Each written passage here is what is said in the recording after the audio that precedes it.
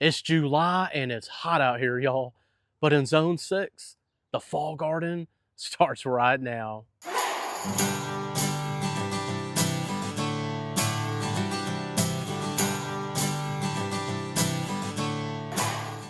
Welcome back to Ray Ray's Garden, y'all.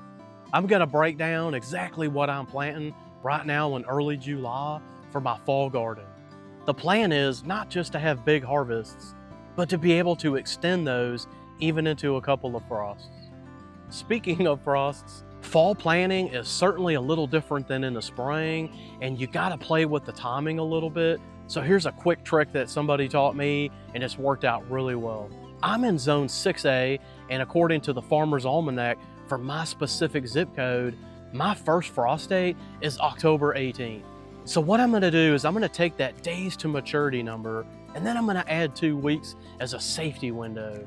Although the tool is pretty accurate, there's always a chance Mother Nature sneaks up and that frost comes way earlier than you expect. So for an easy example here, I'm doing some fall carrots, and these guys need, for this variety, about 70 days to mature. So if I take that 70 days, I add 14 days for that safety window, that means I need to plant these 84 days from October 18th. I'm shooting this video on July 10th, and it turned out to be a super easy number because that's 100 days until October 18th. So the target is 84 days, and if I subtract that from October 18th, that means I need to get these in the ground no later than July 26th. So here's the 3 categories of plants that I'm doing this fall. Category number 1, and my ultimate favorite, fast growing greens. So for me, this is gonna be lettuce, salad mixes, spinach, arugula, and whatever else I have lying around from the spring. Couple of important things to remember about these greens, they all need to be direct sowed.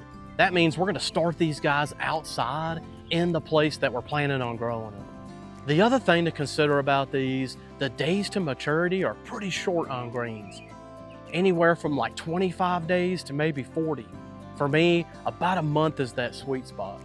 That might sound like a disadvantage, but it's actually a huge advantage for succession planting. That means I'm gonna start planting these probably in mid-July, and I'm gonna go all the way through the beginning of October. I know that sounds crazy because the first frost date is October 18th, but something like spinach can absolutely handle a little frost. In fact, sometimes it even comes back stronger. With that in mind, I'm gonna try to keep this going all the way until it gets too cold outside. The second and my least favorite category are the root vegetables. This is beets, carrots, radishes, and turnips. Again, these are root crops that grow really well here in this zone. Your zone might be totally different, but for Zone 6, these are the ones people generally put out in fall. I don't really like any of those except for carrots, so that's the only root crop I'll be planting this fall. We usually direct sow root crops, spring, fall, really doesn't matter. And for the carrots I'm doing this fall, I'm putting them in some raised beds that I'm putting together right now. We used carrots as the example earlier, and if you remember, we started with 70 days to mature, plus 14 days as a safety window. That's 84 days, minus the 100 days I got left, means July 26th, these need to be in the ground. The final category of fall crops for me is brassicas. This is broccoli, cauliflower, cabbage. Ugh, I don't like cauliflower or cabbage, so I'm gonna do broccoli, kohlrabi, and some kale. So this category is definitely different. Unlike the first 2 categories where we were direct sowing them, we really can't do that with these. Something like broccoli could take easily 100 days to mature, and that's if everything goes perfect. Germination, no rabbits get them as seedlings, and you know as well as I do, that's a gamble. Instead, a better method for brassicas is to start them indoors, get them suckers super healthy, harden them off just like in spring, and then get them outside. So for these guys, I'm thinking I want a solid 2+ months outside, and so I'm actually gonna start them this weekend, with the goal being to have them suckers ready to put out like early August. Those are the things I'm planting and when I'm gonna do it, but there is a little more to the story. We're still in summertime, and in this area, the weather is highly unpredictable. It's hit late 90s several times this summer, and I'm sure that's not over with yet. So we gotta be very, very careful for when those heat waves show back up. Mulch. We mulch everything around here anyway.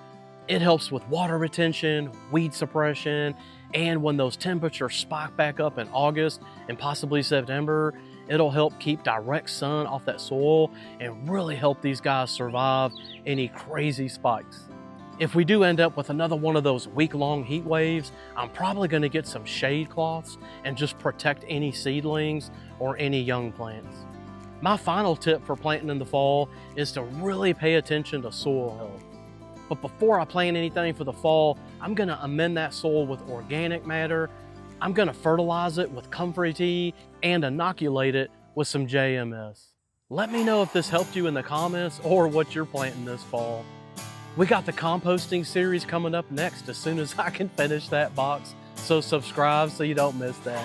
We'll catch you next time, y'all. Ray out.